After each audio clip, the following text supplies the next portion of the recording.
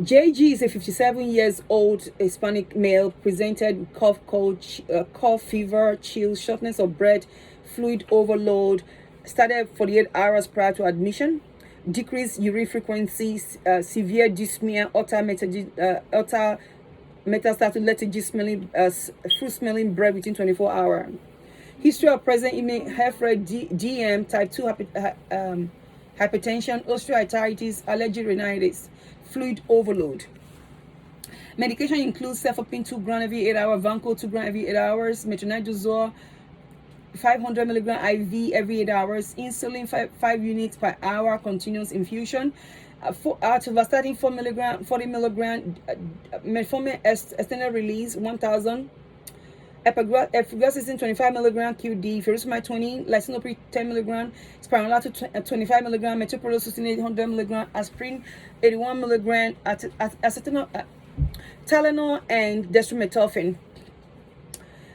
Uncontrolled acute decompensated heart failure based on left ventricular dilated mild aortic regurgitation, increase in left atrial filling pressure, fluid overload, diffuse bilateral obstetritis, plus the JVD 6 centimeter, poor capillary refill, cold to the touch and cold extremity.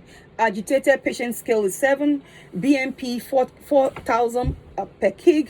Subject is shortness of breath, fluid overload, progressive dyspnea, decreased frequency of urine. Per the 2013 ACCF AHA clinical guideline for management of acute decompensated heart failure, new onset sudden worsening of previous heart failure requiring hospitalization, increased BMP, high JVD 6 centimeter, poor capillary refill, cold to the touch, cold to the experience, shortness of breath, fluid overload, decreased urine frequency, utter lethargy. The patient's soft scale is wet and congested.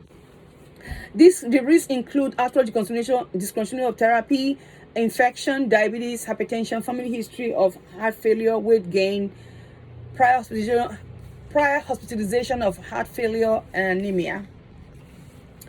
Patient willingness to pursue therapy is unknown. The goal of therapy is hemodynamic stabilization, improve oxygen ventilation, symptom relief, decrease dyspnea, improve well-being, decrease heart rate, improve systolic blood pressure, include and restore adequate perfusion, decrease congestion. So assessment of current therapy include furosemide, lisinopril, spironolactone, metoprolol, succinate, aspirin, Tylenol, and dextromethorphan. So the current therapy is suboptimal. Based on the 2013 ACCF-AC clinical guideline, recommendation of IV diuretic to relieve congestion. The rationale is based on the oral therapy has less than 50% decrease in bioavailability.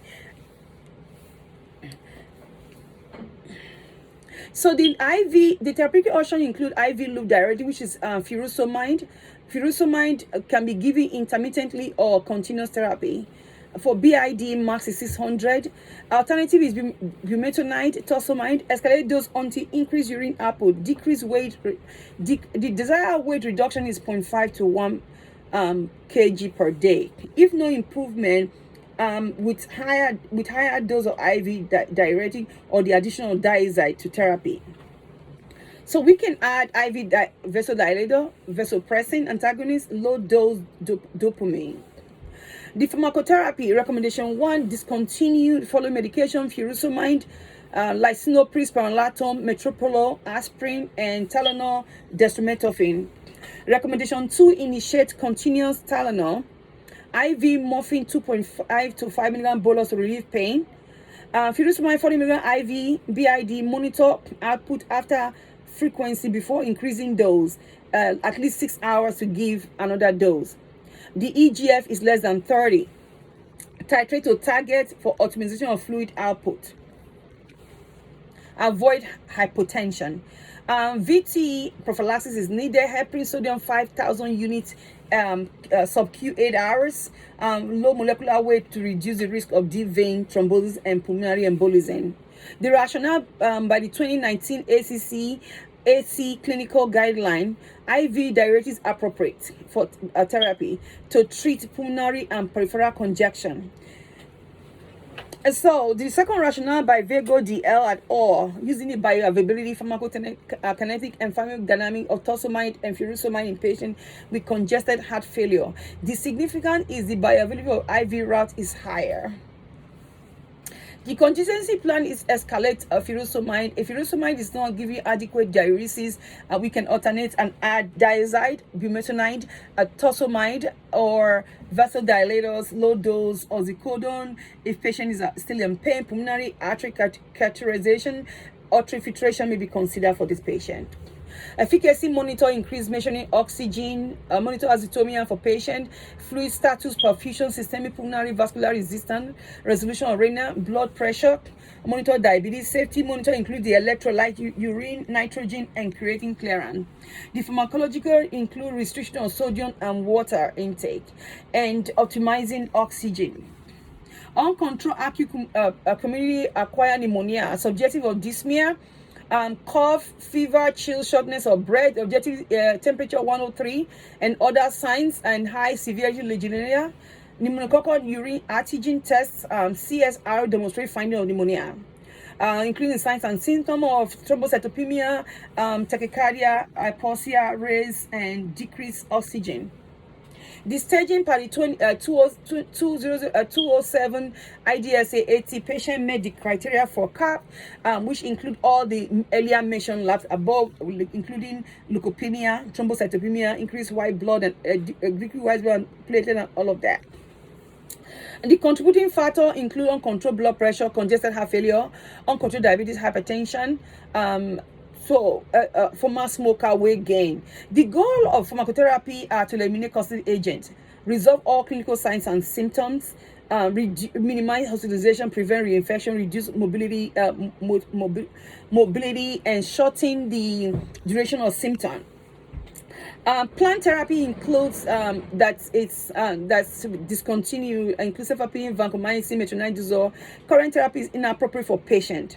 So, per the 2019 IDSA 80 guideline for inpatient non-ICU CAP in adult, vancomycin is for MRSA, cefepime is for P. aeruginosa, that is gram-negative pathogen, which patients don't have. Metronidazole do not have adequate coverage against aspiration pneumonia and is not required for the patient now. The 2019 IDSA 80 clinical guideline for inpatient with community without recent antibiotic use indicated for fluoroquinolone on combination therapy. Fluoroquinolone include levofloxacin, mosofloxacin, and the combination is cefotraxone, cefotitan, unicin plus doxycycline on azithromycin. So the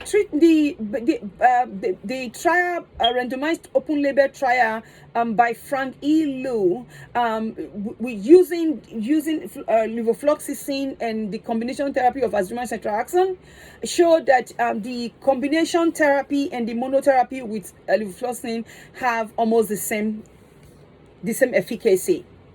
The inpatient non-ICU pathogen includes Streptococcus influenza, pneumococcal pneumonia, Streptococcus aureus, Legionnaires species, chlamydia pneumonia, Mozzarella catarrhella. These are respiratory virus, the typicals and the atypicals.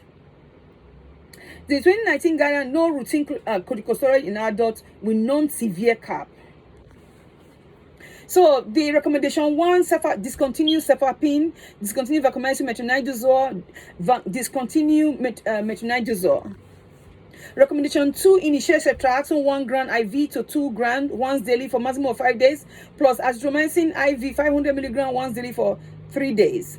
The rationale is that by the 2007 IDSA 80 guideline for the CAP in adult inpatient non-ICU treatment, respiratory fluoroquinolone, beta-lactam plus macrolide, that showed an evidence of recommendation level 1 evidence.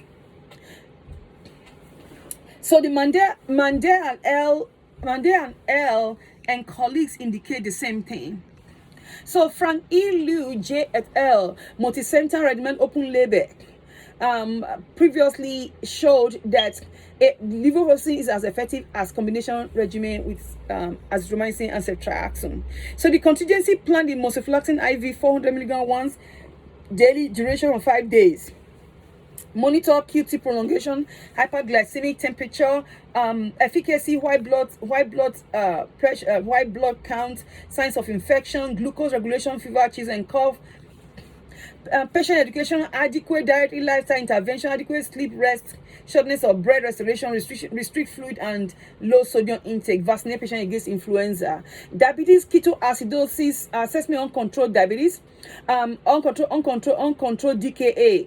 Objective is less than 24-hour, alter mental status, febrile, cruising, respiratory. Glucose is over 300, hypokalemia, subjective fruity breath decay. The wife said patients keep medication and with this breath. The guideline 2019 ADA care in the hospital, absolute insulin deficiency, less than 24-hour, hypoglycemia due to increased glycolysis resulting in ketoacidosis, metabolic acidosis, open anion gap. The patient has signs and symptoms of DKA, which one indicated febrile, cosmolar, respiration, glucose over 300, hypoglycemia, pH 7.2. The risk factor include uncontrolled diabetes not adherent to therapy, pneumonia, GLT2 therapy, hypoglycemic infection. The goal of therapy replace any volume deficit, correct metabolic acidosis with continuous insulin infusion, electrolyte imbalance, replace free water deficit, prevent hypoglycemia, correct edema, correct hypoglycemia. Once DKA resolute, begin appropriate sub-Q insulin. The planned therapy is suboptimal. Insulin regular dose is 5 units per hour, continuous dose is suboptimal. Per the 2019 AD clinical guideline, the regular insulin is dosed per 0.1 unit per kilogram per hour as bolus, followed by 0.01 unit per kilogram per hour continuous dose, or 0.14 unit per kilogram as patient infusion. Based on patient required dose is 9.09 unit per hour.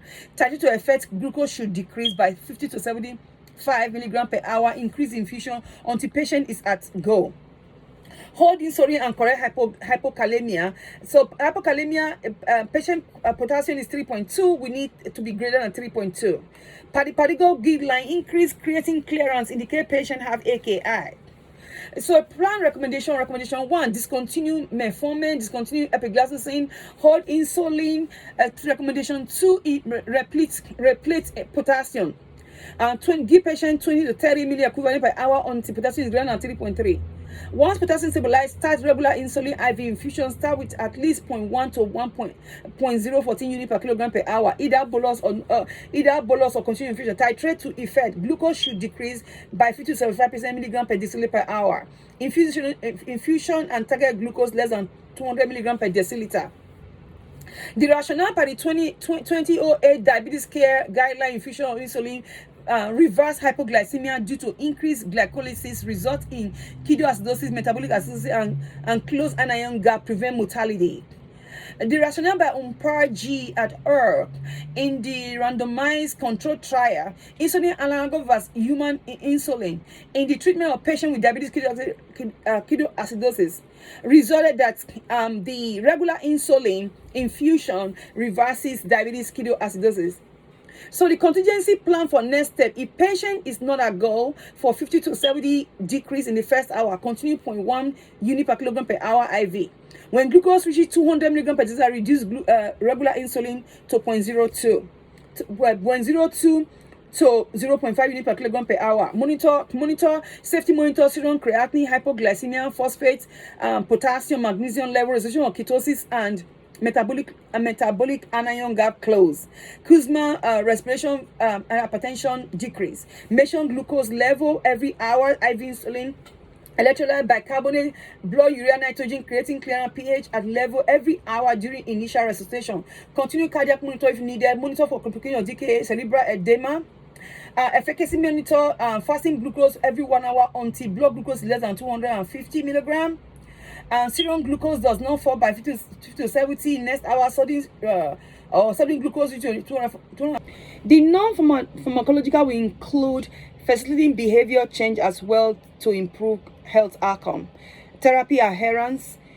Follow-up will include IV insulin can be converted to sub-Q unit until resolution of DKA once patient can eat. Thank you very much.